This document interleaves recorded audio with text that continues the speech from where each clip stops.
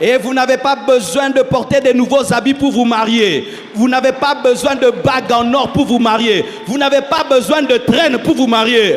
Vous n'avez même pas besoin de filles d'honneur pour vous marier. Vous n'avez même pas besoin de parrain pour vous marier. Donne-moi la main, hein, je vais te parler. Tout ça, c'est nous les hommes qui avons mis. Oh, pasteur, oh, pengusanga, t'es une vérité. Bague ou pas bague, t'es béni. Et si je n'ai pas l'argent de la bague, on ne va pas me bénir. Moi, sincèrement, je te bénis. Hein? Ah oui, c'est écrit où?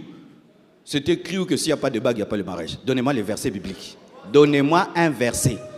On ne sait pas comment Paul bénissait les mariages, ou Jean, ou Matthieu. Tu sais comment il bénissait? Mais oui. Quelqu'un n'a pas trouvé une bague en or, il aime la femme, et il va être fidèle, il va prendre soin d'elle. Je te bénis, tu trouveras. Amène même en bois ou en plastique, je te bénis. Mais oui. Et donne-moi la main, je vais t'expliquer. Si tu es un artiste, le jour de ton mariage, tu amènes même en feuille. Il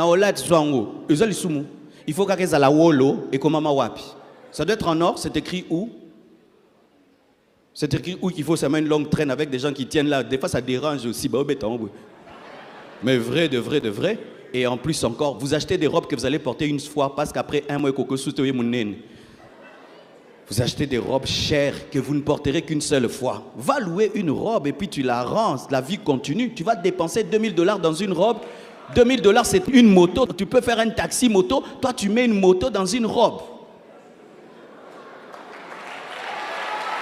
Oui, mais oui, mais oui, mais oui, mais oui, mais oui, mais oui, mais oui, mais oui, mais oui. Alléluia. Parce qu'une fois seulement que tu as la grossesse, tu vas porter encore. Est-ce que vous portez même 2 fois? Une seule fois, vous portez. Est-ce que tu dois porter de nouvelles chaussures le jour de ton mariage? Économise, frère. Aussi rendra bien les qui. Moi-même, je l'ai fait. Tout ce que je prêche, je l'ai fait. Je l'ai fait. Tout ce que je suis en train de dire, je l'ai fait. Et j'ai fait un mariage avec excédent financier. Excédent éthicala. Et sans dette. Mais j'ai porté des anciennes chaussures. Hein. J'ai porté des habits que quelqu'un m'avait offerts. C'était beau, mais ce n'était pas neuf. Que ce soit au civil, tout. Moi-même, je me suis rasé la tête. En ce temps-là, j'étais en rab. Moi-même, et Konzo à coiffure, je me suis rasé moi-même la tête. Qui a su? C'est parce que j'en ai parlé, mais personne ne savait. Hein. La voiture, elle n'était pas décorée. Un papa de l'église m'a donné une Mercedes. Tokenabala. Alléluia. Il faut qu'il y ait la décoration pour qu'il y ait mariage. Hein. C'est ça. Vous dépensez dans des choses inutiles. Dépense dans les chaises de ta maison. Dépense dans l'investissement. Dépense. Achète une télévision. Achetez. Donne-moi la main, je vais t'expliquer. Ton problème, c'est qu'un jour, tu es allé dans un mariage des riches et tu as cru que votre famille est riche.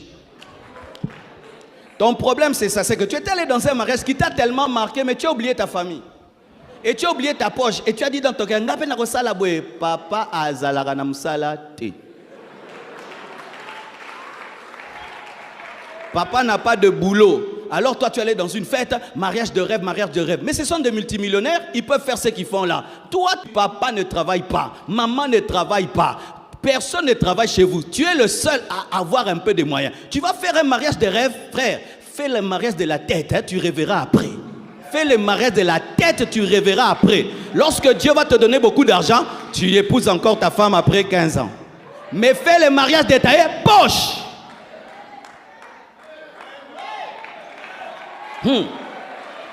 Et puis j'ai amené ma femme. On est allé là-bas, il y avait 5 paillotes. On s'est mariés là-bas.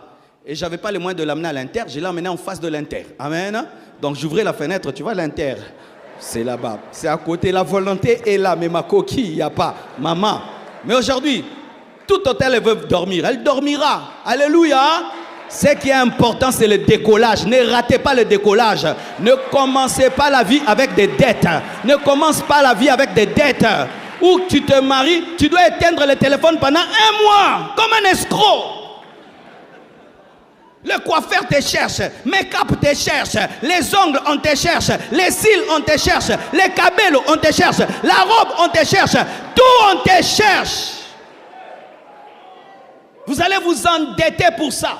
Vous allez vous humilier pour vous marier. Dans cette église, mon frère, c'est interdit de donner des faire-part pour se marier. Ne m'amène pas les faire-part, hein. Au bandaki silisa. Ne m'amène pas les faire ngantindaki linga. Oh, silisa ngo. Oh, donne-moi la main, hein. Toi, tu vas aimer, et puis c'est nous qui allons te marier. Ah, bébé, vraiment quoi. Oh, l'église va m'aider, je suis connu. Frère, tu es connu, c'est tout. Je vais te donner la Bible, hein, et je vais te donner les certificats de mariage et la Sainte Seine. Donne-moi la main, hein. Parce qu'il y a des gens comme ça, s'ils commencent à être connus à l'église, ah, je vais marier, on va m'aider. Frère, tu pleureras. Tu pleureras, tu pleureras. Oh, à l'église Compassion, on marie beaucoup les gens. On bénit beaucoup de gens. On ne marie pas beaucoup de gens, on bénit. Vous savez pourquoi j'établis ce principe? Parce que j'ai remarqué que dans les églises où on est, trop les gens se marient, ils deviennent dépendants. Moi, je vais te marier, mais après, ta femme, je vais en prendre soin. Lorsque tes enfants seront malades, c'est moi qui vais les amener à l'hôpital. Donc, je dois te mettre devant tes responsabilités jusqu'au bout. Car si tu ne peux pas épouser ta femme, tu ne peux pas en prendre soin, alors laisse tomber, tu n'es pas encore prêt.